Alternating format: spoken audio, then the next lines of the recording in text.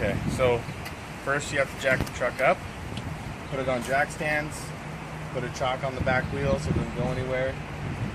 You don't have to take the wheels off to do this, and this is a 93 Toyota pickup.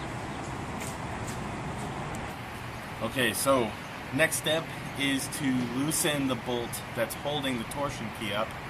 Mine was cranked all the way in, which I think is the tightest setting.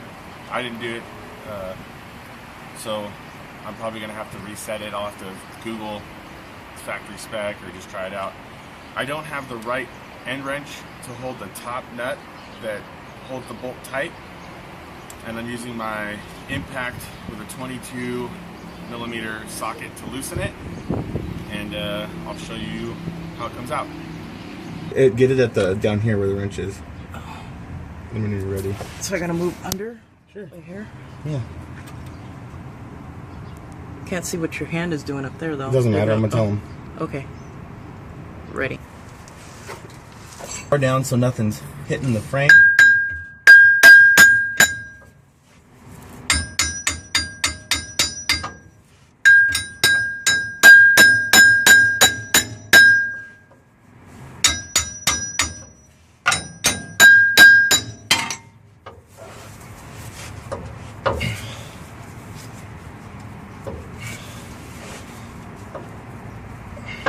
Might have to use my pry bar.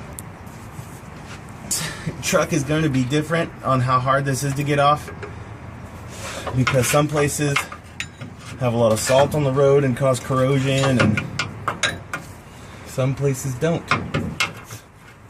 And some people detail the under parts of their car.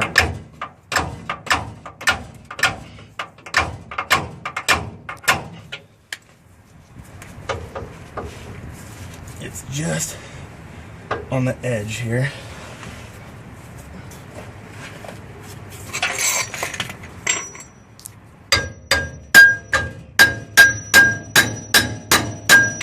Might have to get my baby Thor. It doesn't.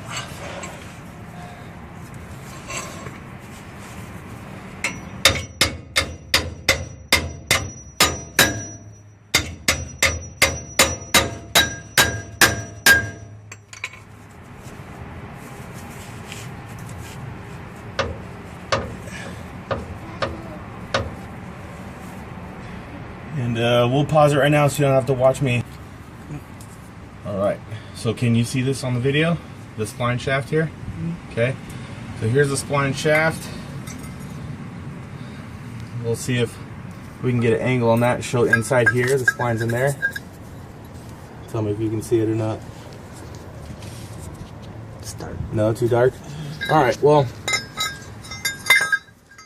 spline part goes up in here, up against these splines, and this bar controls the lower control arm according to how much preload you set.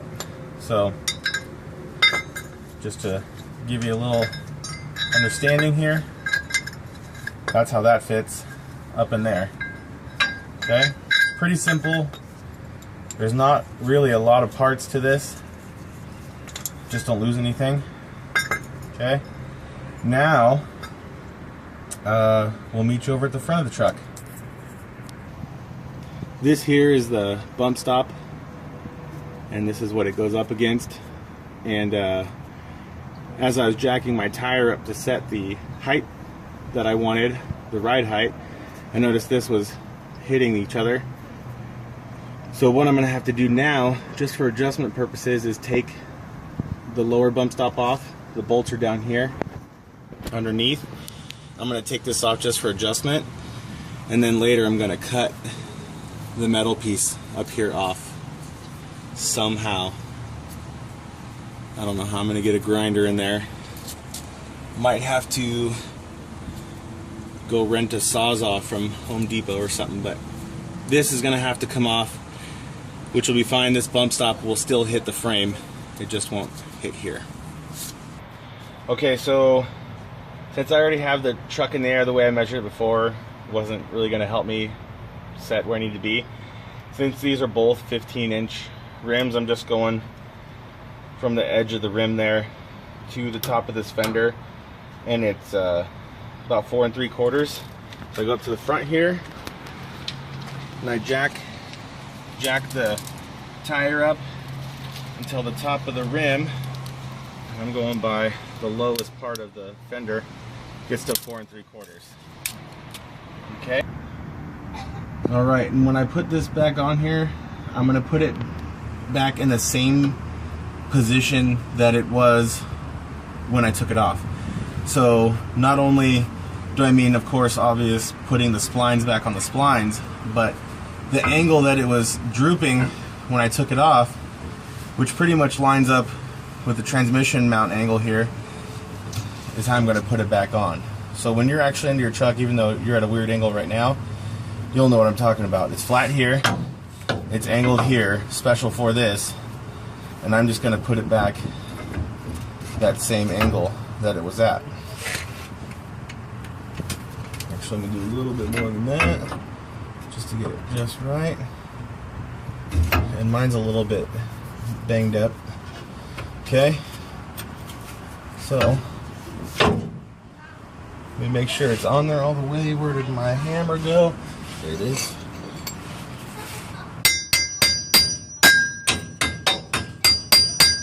Once you get it off, it's not real hard to get it back on. I had to pull this little seal off here. I'm just going to push it back on the back side. It just presses on. Okay, then take our bolt, and this doesn't hurt to spray it down one more time.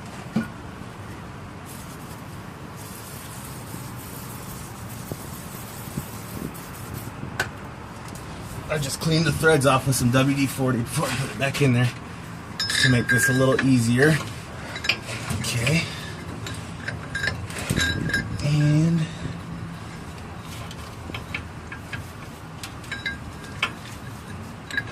there's only one hole up here that it will fit in. That makes it pretty obvious.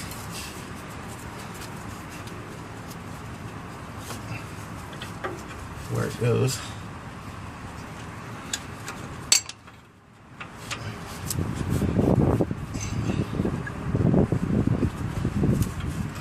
This one, I didn't know it, but this piece just fell off. It's a half moon.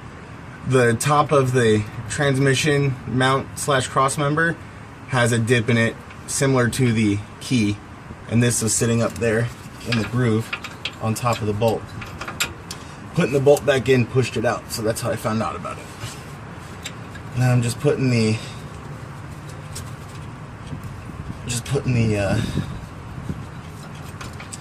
jam nut on there and starting the threads, and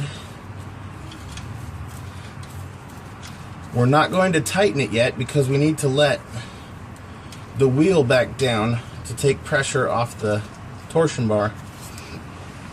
I just did it by hand to hold everything in place. I'm going to let it down real quick.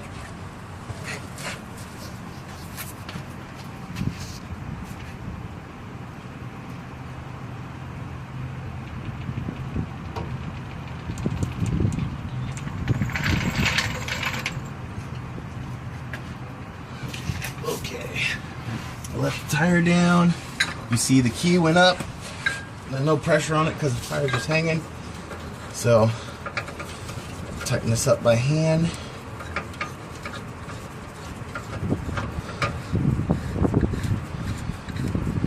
And I might just crank this thing all the way up again the way it was before to help me from bottoming out. I don't really care how the ride quality is, as long as it looks cool.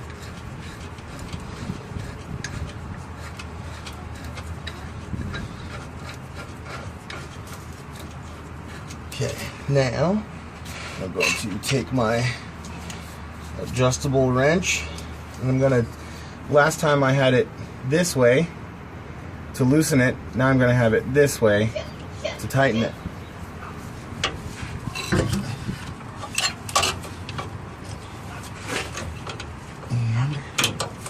Just gonna put my handy dandy snap-on wrench into tighten.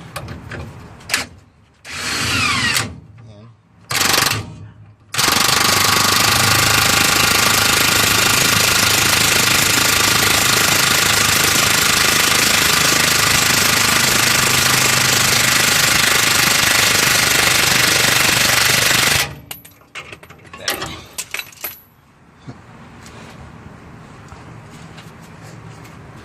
for those of you who want to know how to make it even on both sides, that bolt that's sticking up there, just leave the lock nut off. Take your tape measure and measure up to the top of the bolt from the top of the original nut that's on there, and measure how much bolt is exposed. Mine was a little bit more than 3 inches, and that's how you can do it on the other side. And at the end of the video, I'll just show you the stance of the truck when it's done. You don't need to watch me do the other side.